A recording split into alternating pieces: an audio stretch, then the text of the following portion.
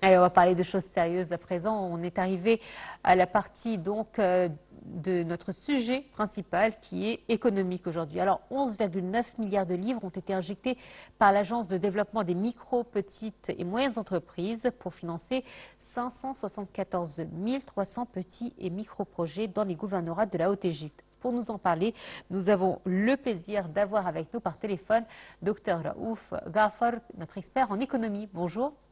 Bonjour.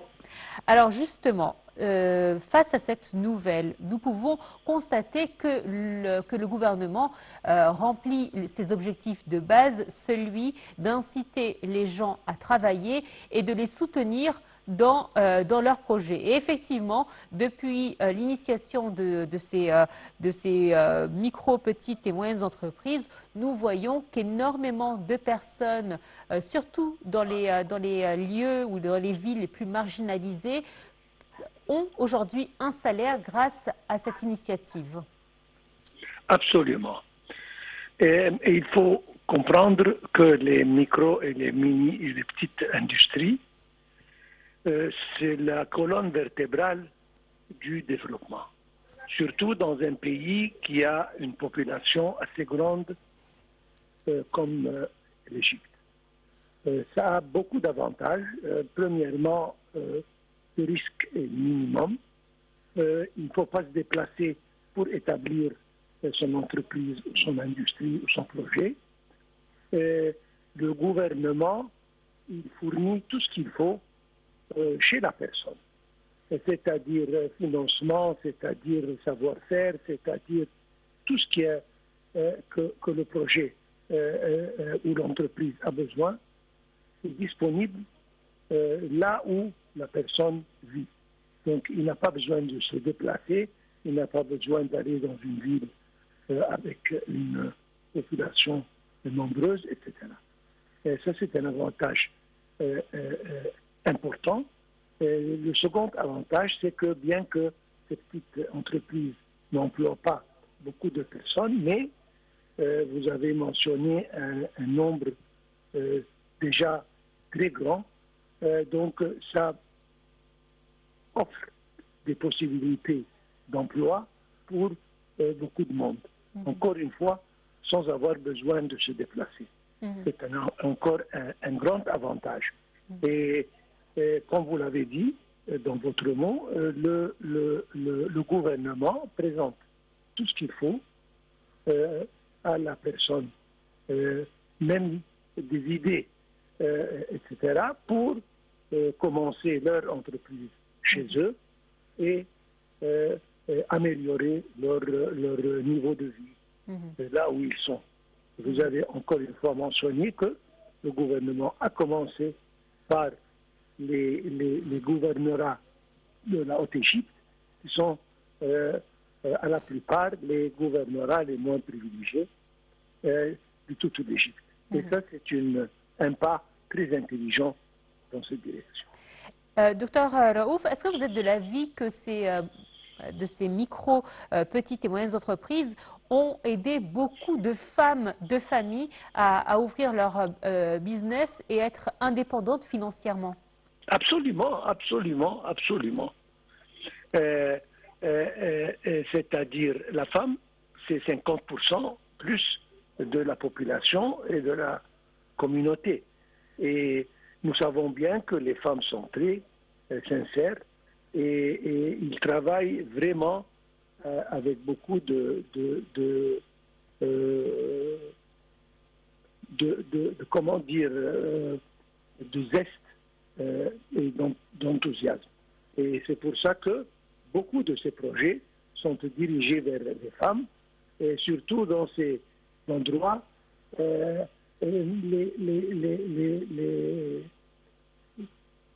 voilà, les mœurs ne sont pas vraiment avec le mouvement des femmes. C'est-à-dire la femme doit rester chez elle pour faire attention à ses enfants et à sa maison, etc.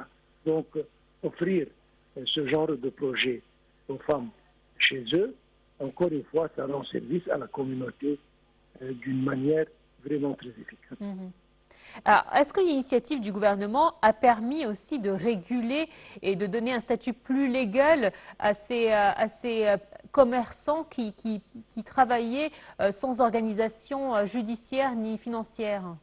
Absolument. Et la chose la plus importante, c'est que on est sûr du produit. C'est-à-dire, il y a toujours une supervision, non seulement sur le plan paiement, sur le plan financement, etc.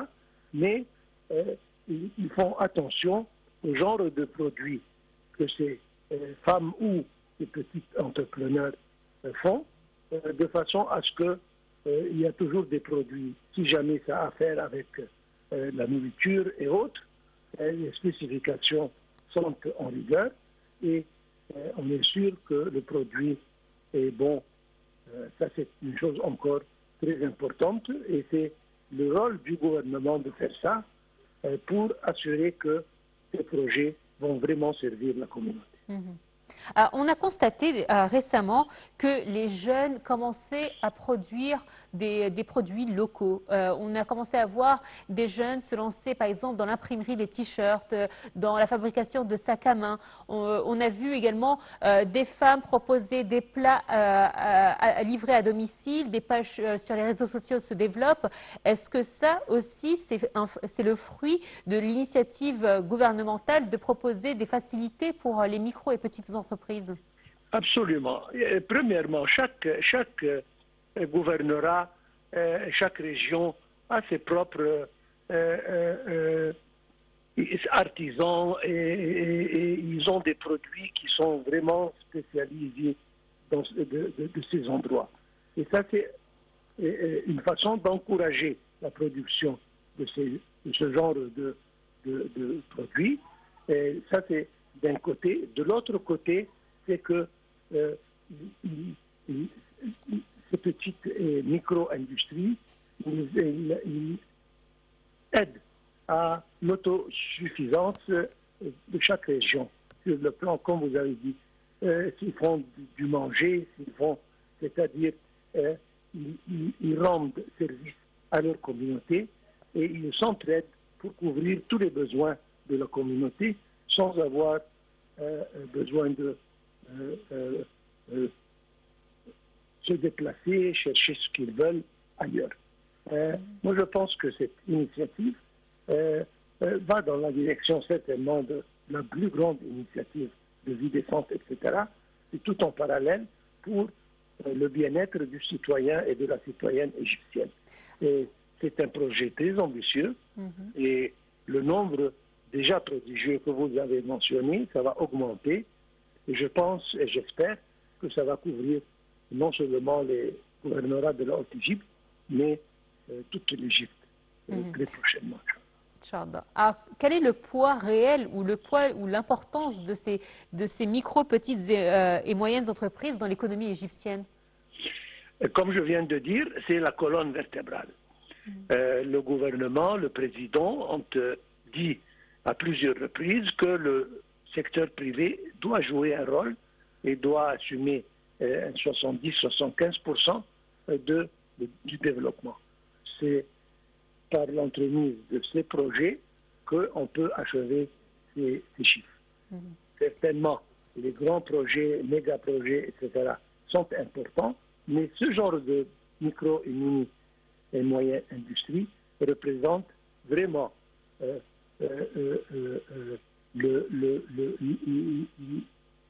disons, l'essentiel pour le développement, surtout dans les régions, comme je viens de dire, qui sont éloignées des grandes villes. Alors pour nos téléspectateurs qui nous regardent et qui peut-être sont intéressés par une telle initiative, si aujourd'hui je souhaiterais ouvrir une micro-entreprise, je m'adresse à qui pour profiter de cette initiative? Bon, je m'adresse au gouvernorat et il y a les bureaux du gouvernement sont présents dans chaque gouvernorat. On n'a pas besoin de se déplacer. On va dans ces bureaux et ces bureaux présentent tout ce qu'il faut.